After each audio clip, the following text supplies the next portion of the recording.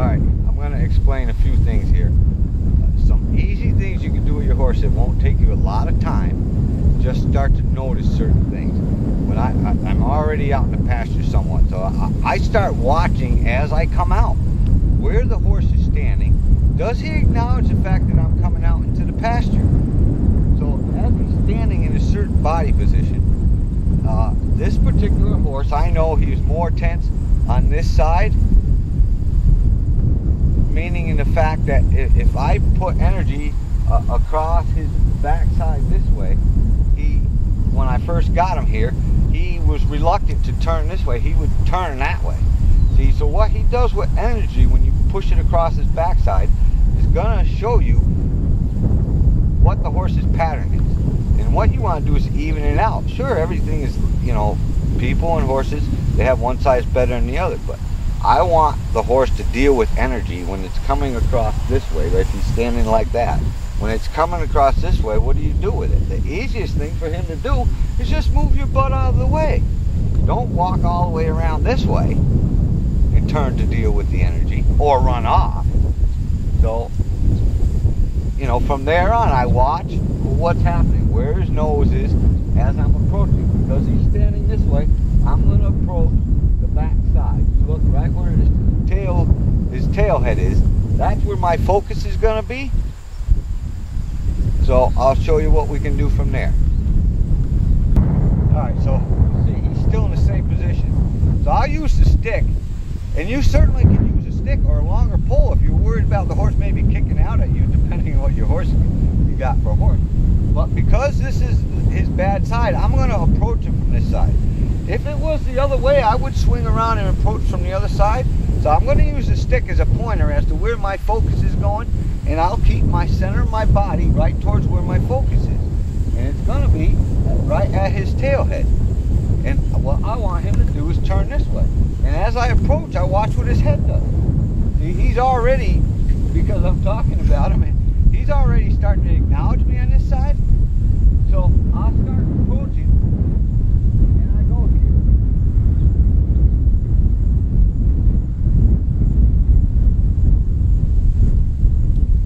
So that's what I want to have happen. When I bring energy towards your butt like this, right towards your tail head, what are you going to do with that? He goes, maybe I should move my butt out of the way. That's what you want. And then just turn and walk away. The other thing is now when you're leading your horse in, stop leading your horse like this. It only teaches horses to push, pull. You cannot control a horse like this. There's no way. Make sure you got a halfway decent long lead line. And a lot of the times when the horse gets really good, I want him to lead up just like this. So I'm right here, even with the crook in his throat here. But when I'm teaching and training a horse, I want them to be able to lead up from anywhere.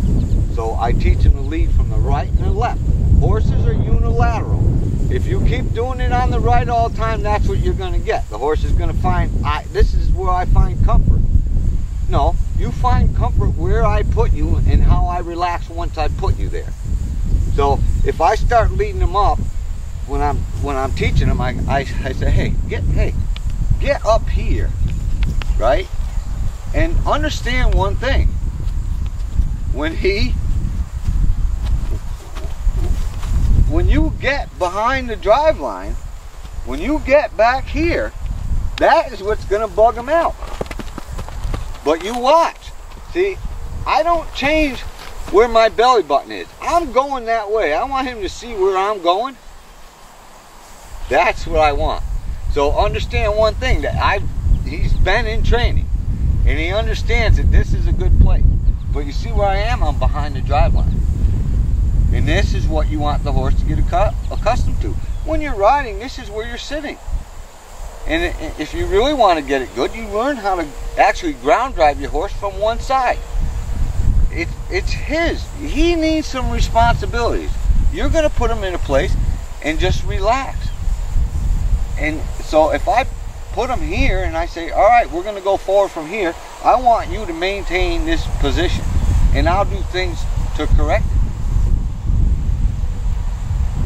But I relax, but I keep my direction going where I'm going. If he decides to do something different, I'll adjust him until he gets into a position that I like. See, because he's already learned the fact that he's actually got a good thought process going. He goes, oh, because some of the other things I taught him, he goes, this is a good place to be with Bill, right here. And I rub on him. I say, yeah, that was a pretty good idea. That was his idea. I didn't ask him to come over to me.